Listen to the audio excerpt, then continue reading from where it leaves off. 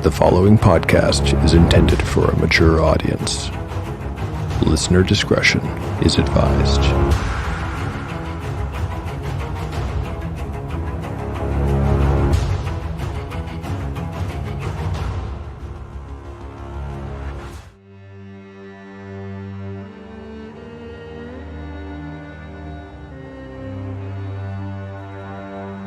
Welcome back to Tale of the Manticore. Like the creature from which it takes its name, Tale of the Manticore is a mashup, a crossbreeding between two different species of storytelling. Here you will find the unpredictability of old-school RPG paper and dice games, with the storycraft of a dark fantasy novel. No character is sacred, and no character will be spared if the dice decide their fate is at hand. The dice determine all. According to lore, the tail of a manticore is barbed with cruel iron spikes. There will be much pain in the days ahead.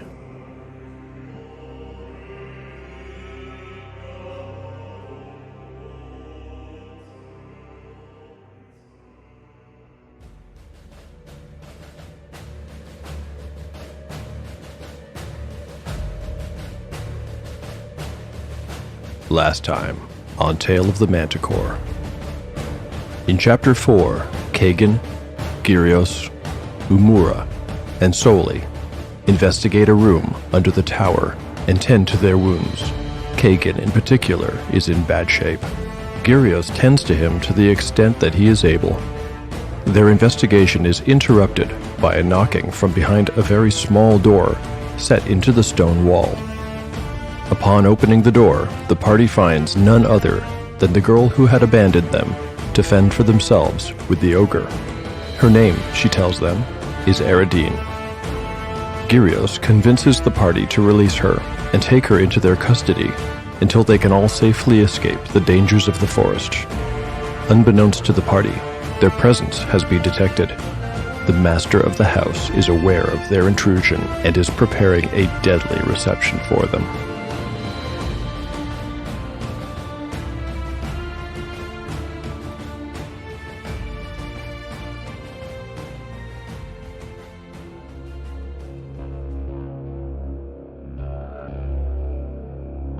Chapter 5, Part 1, Day 2, Afternoon. Raffen the Adored sat in a meditative trance 1 floor down and directly below the party. His magic was strong enough to reach through the stone ceiling and scan the whole room above. He knew what had happened, but he remained calm. He had been in worse situations before. There was always a way to come out on top. One must simply remain level-headed. But this was a setback, a major setback. Still, he was a patient man, a disciplined man. He could get a new apprentice and a new laboratory. It was a shame that this one was probably compromised. Alone, he could not guarantee a victory over these intruders. No, to face them directly was too risky. He would need to destroy everything and go. He shifted in his chair. Perhaps he could devise some kind of trap. Did he have the time? He blamed himself. He should have had something prepared for this eventuality. It was his mistake, but he would not make it again in the future. What a shame, he thought again. This was a good place. Now, what to do about the intruders? As if in answer to his thoughts, a wailing cry sounded from beyond his door. It ended in the sound of sobbing. Raffen did not even notice. His thoughts were on the people above him. His magic probed their thoughts, one by one. Quickly he learned that these intruders were the very slaves he was meant to have purchased from the goblins. They were scared and desperate. Some of them were hurt quite badly, and one was blind. That would have been Dermond's doing. But Dermond was dead too. The telepathic link had fluttered and gone out like a flame on a spent candle. Raffen was frankly impressed that he had not fled immediately. He had never known Dermond to be a brave man, though he had been a capable servant and a promising pupil. Dermond had had access to money too. A real shame to lose that. Although he could not hear through the stone, Their thoughts were as words in his mind, and he knew when they had discovered the girl and were discussing what to do with her. He did not much care what they did with her. It made no difference at all. With luck, they would simply leave. If they explored further, if they satisfied their curiosity, well, he would not fail to provide them with some entertainment. He would leave them something most interesting to find. After a time, he brought his spell to an end. The voices in his head faded and then were gone. He got up from his chair, stretched, and moved through the doorway toward the sound of sobbing. There, my angels," he said soothingly. The sobbing turned into a strangled cry and was answered by several others. Voices wailing in anguish in the dark. There, yes, the demons have come, as we knew they would someday. But we will not fall to them so easily, will we? No, we will take up our holy weapons and fight.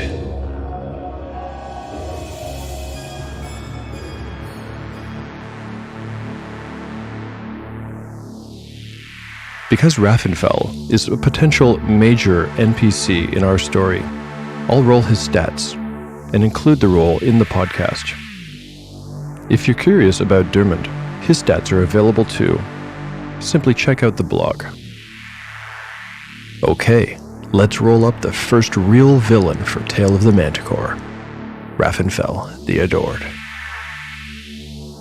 Stats. We begin with strength. The roll? A 7. Intelligence. 16. That works. Wisdom. A 14. Dexterity. 10. Constitution. 8. Charisma. 14. Luck. 10. Not bad at all. Raffen has several penalties and bonuses from these stats. He's going to have a -1 on his attack and damage rolls for his low strength. He'll have a bonus to languages for his high intelligence. His wisdom will give him a bonus to some saving throws. His low constitution means that the already low hit points for a wizard will be even lower. He'll have to be careful. And his charisma will give him some bonuses on reaction rolls. Let's roll his hit points. 3 die 4, -1 to each die. Remember that my monsters and NPCs in Tale of the Manticore will min out at half hit points. For him, that would be 6. Here's the roll.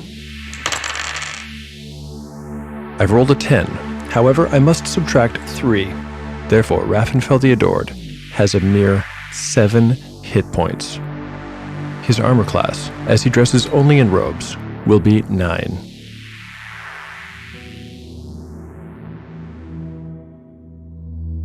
Dramatis Personae. Raffen the Adored. Raffen, sometimes called the Adored, is a level 3 human wizard. He is 48 years old, but looks 10 years younger. He's completely bald, but often wears a well-oiled goatee of glossy black streaked with silver. His eyes are light blue, and they seem to twinkle like jewels, with a light of their own. He's of slender build, standing 5 foot 11 inches tall and weighing 150 pounds. He moves like a courtier, with poise and grace. Altogether, Raffen is a handsome man, admired by other men and desired by most women. To complement his good looks, Raffen has a rich baritone voice. He uses his physical gifts to his advantage often, and is something of a social chameleon, able to adapt to almost any environment. Despite his charm and good looks, Raffen is a frail man under the skin.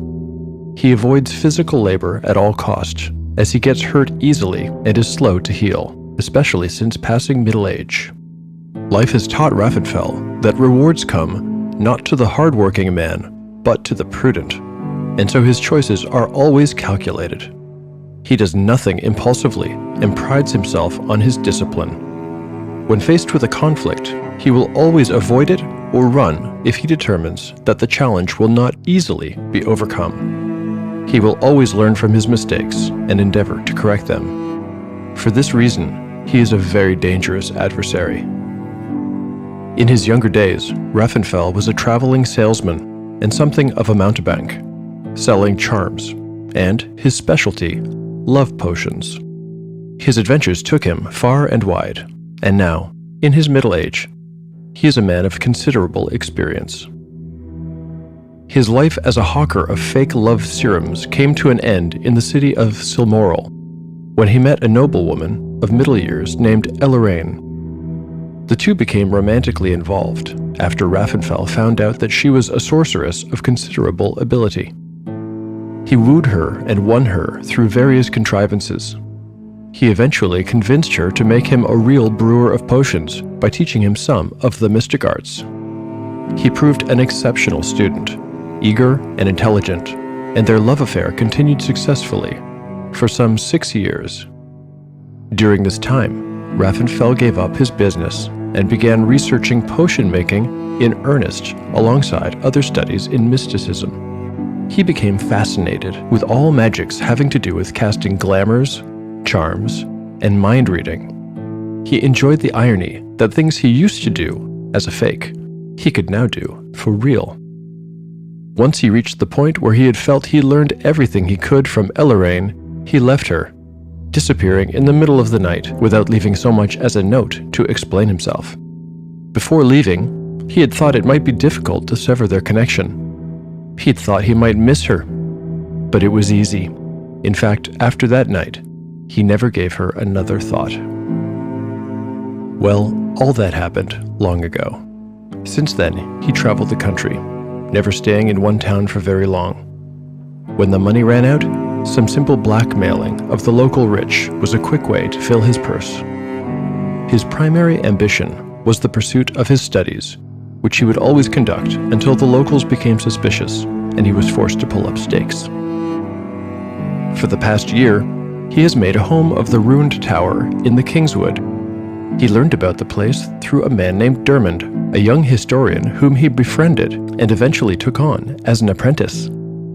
At first, Dermond had not been easily convinced to participate in his experiments.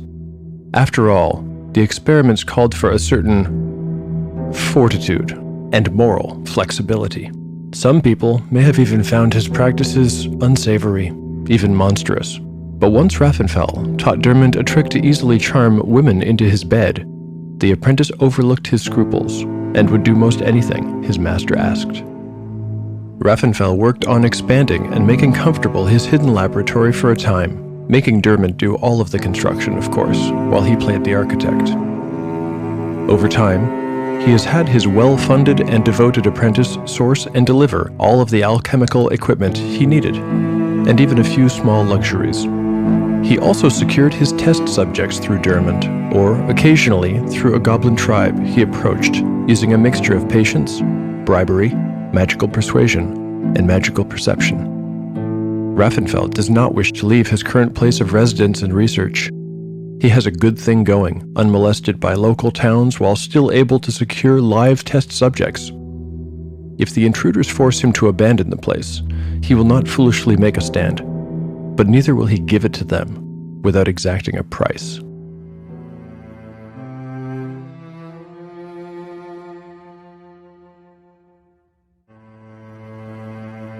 Chapter 5, Part 2, Day 2, Evening. Status: Soli, 4 of 9 hit points. Kagan, 1 of 8 hit points. Umura, 3 of 5 hit points. Gyrios, 6 of 7 hit points. Eridine, 4 of 4 hit points. Spells available. Umura has memorized Shield. "It will be evening soon," said Umura.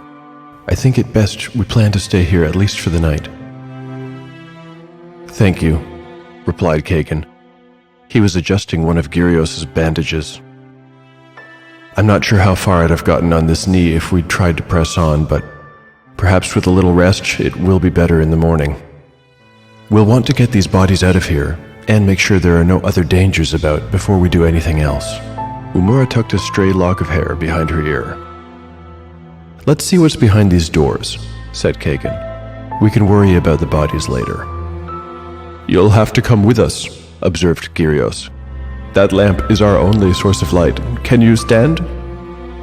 It's stiff, but I can still walk on it. Here, I'll carry the light. Soli? He gave the dwarf a knowing look, and the dwarf responded with a nod. Soli handed the key ring to Umura and adjusted his grip on his sword while the woman went to open the flimsy door. The first key she tried fit the lock, and there was a little click as she turned it. She pulled the door open and stepped inside. Soli and Kagan followed behind. Eridine and Gyrios brought up the rear. The door opened into a short tunnel, which led to a rectangular room, approximately 20 by 30 feet in size. As they brought the lamp closer, they were relieved to see that the room was uninhabited. As with the circular room, this one was made of stone and mortar material. Empty, rotting bunk bed frames, 8 in total, lined opposite walls to their left and right. A desk was against the far wall, with a footlocker close by, evidently serving double duty as a chair. In the center of the room, on the floor, was a clean bedroll, several books, and an assortment of candles. It's a barracks, said Gyrios, so this was definitely a guard tower or watchtower once. Looks as though our friend was living out of it, Kagan commented. If he was living here, said Eridine. That might mean... There's food here, said Umura, completing her thought enthusiastically. Kagan held the lamp and watched the door while everyone else split apart to search the room. After a few minutes, they returned with their findings. Well, he asked, anything? Eridine and Soli, who had searched the bunks, were empty-handed, but Gyrios and Umura came back with their arms full. Motherlode, said Umura. All this was in the footlocker, said Gyrios, grinning. Their arms were loaded with food, a loaf of bread, a small round of soft cheese, a bowl of fresh-picked berries, and another of fresh mushrooms. The 5 wasted no time and devoured the food. If any had thought to save some for later, their stomachs must have overruled their brains, for when they were done, not a crumb remained. They all sat on or near the bedroll, holding their bellies. They savored the moment. Soli belched, and Eridine laughed. Umura picked up one of the books from the floor. She paged through it and frowned.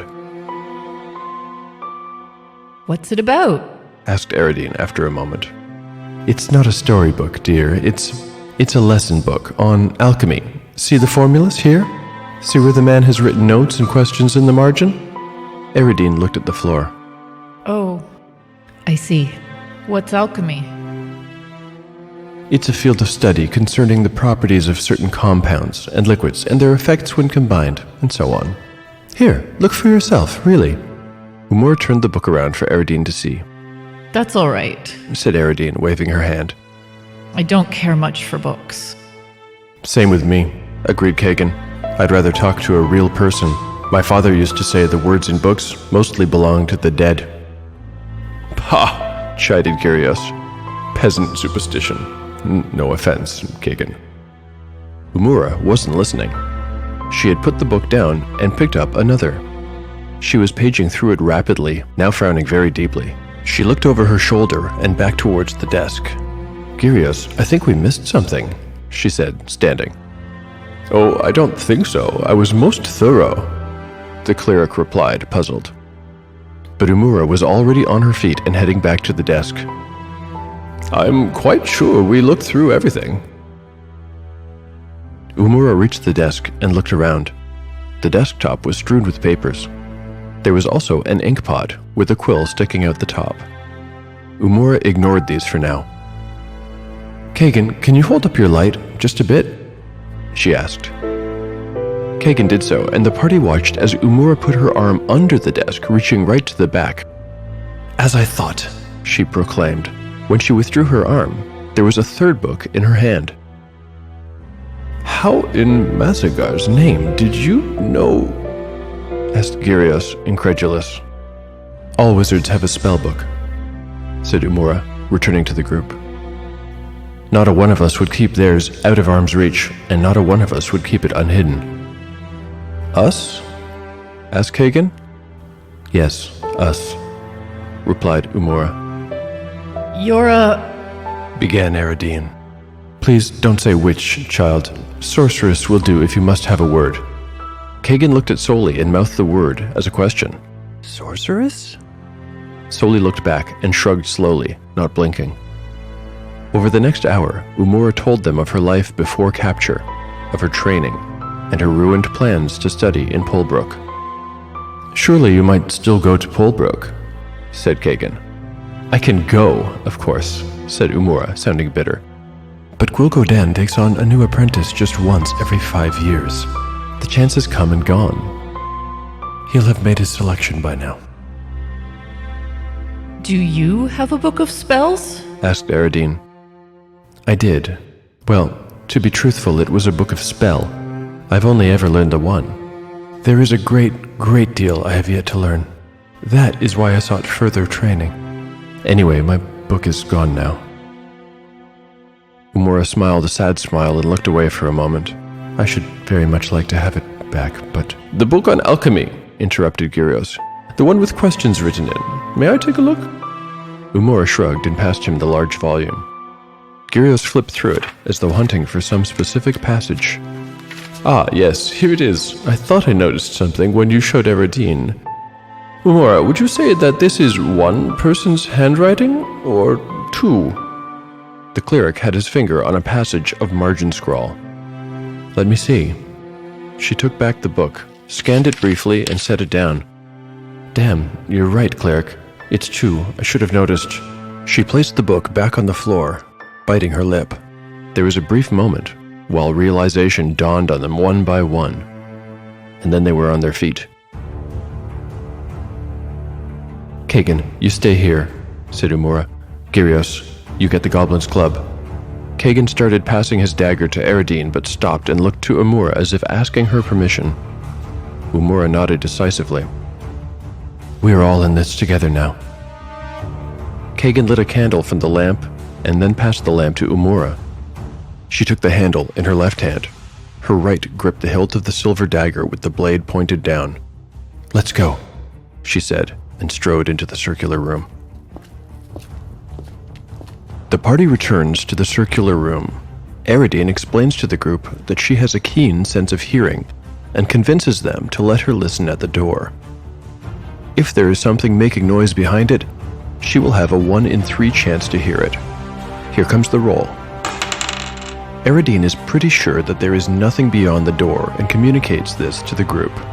Eridine would have liked to inspect the door for traps, but she decides that now is not the time to reveal the full range of her skill set and what that might imply about her trustworthiness, so she forgoes the search and trusts to luck that the door will be safe to open.